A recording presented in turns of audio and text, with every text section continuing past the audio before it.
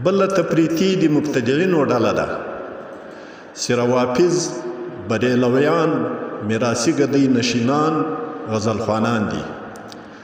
دوی دعوه لري چې موږ اولیاء الله او له الله سره وصل یو او وایي چې الله ته د رسېدلو لار یوازې او یوازې په علم حال کې ده او بس.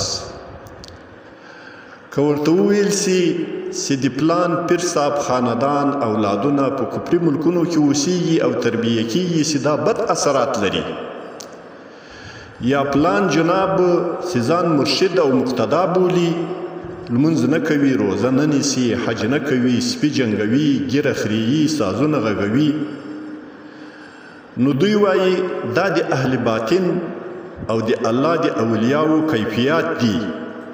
ته د دغه بوستان نه واقف یې او له دغه ذوق او عشقه محروم یې او ته وابي یې. دا ډله هم په شعوري یا لاشعوري ډول غواړي شریعت مسخه کړي او مسلمانان منحرف کړي. فإلى الله المشتكى.